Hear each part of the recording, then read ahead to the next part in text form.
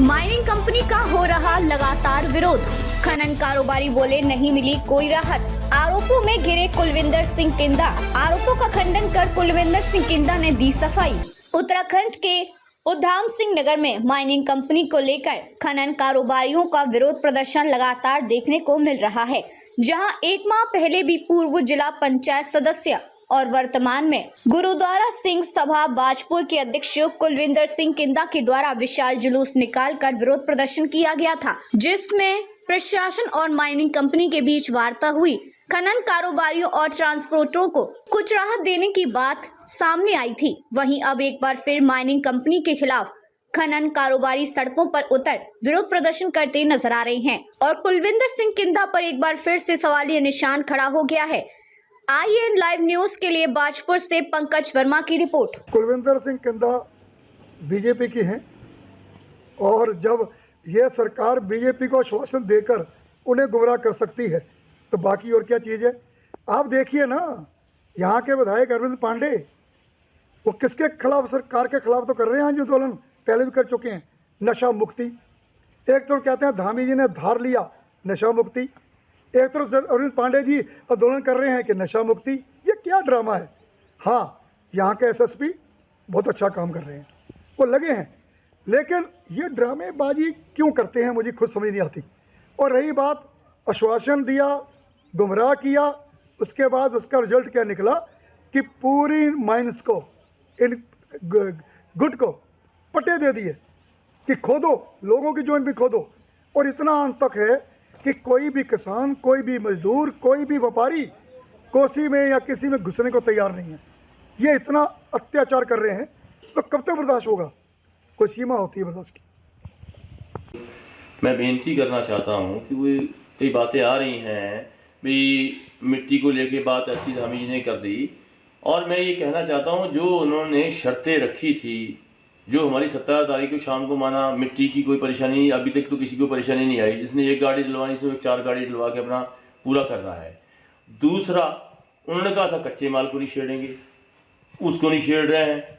अब आगे ये नई बात मेरे को पता लग रहा है, 2-3 दिन से भी ये मामला चल रहा है, यहाँ पे कोसी में भी कोई पट्टे को लेके कोई मामला आ रहा है।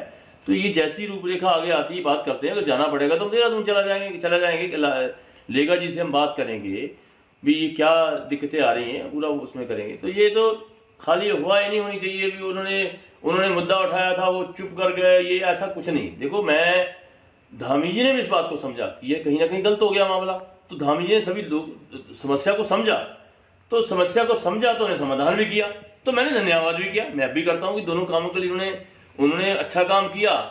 उन्होंने मिट्टी भी चल रही सभी जगह, सभी के घरों में पड़ रही है, सभी मकानों में पड़ रही है, किसको परेशानी आ रही है, समझ रही है। और दूसरा, जो माइनिंग वाले थे उनके व्यवहार में इतना फर्क आ गया, मैं उसमें भी धन्यवाद देना चाहता हूँ धामी जी का भी। उन्होंने टाइट किया कि मेरे इलाके में तुम ऐसा काम नहीं करोगे, काम करो अपना, जो तुम्हारा हक बनता है उसमें तुम लड़ाई करो, पर इस काम में नहीं करोगे।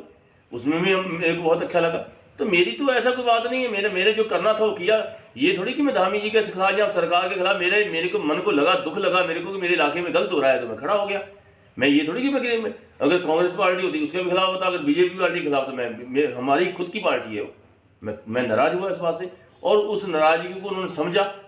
अब उस नाराजगी को समझा, इसके मतलब थोड़ी कि मैंने कोई लठ चला दी है या मैंने कोई उनका गिरबान पकड़ लिया। मेरा हक था, मैंने लड़ाई की, मेरे को उन्होंने उसकी पूर्ति की, दोनों चीज़ों की। मिट्टी का मामला उन्होंने माना, और जो कहा था कि कच्चा माल नहीं छेड़ेंगे वो नहीं छेड़ रहे हैं। जो उन्होंने बात की, आगे जैसी कोई बात आती है हमें जाना पड़ेगा देहरादून, चले जाएंगे, कोई दिक्कत नहीं है। धामी जी के पास हमारे भाई हैं, मैं अभी उनका धन्यवाद करना चाहता हूँ।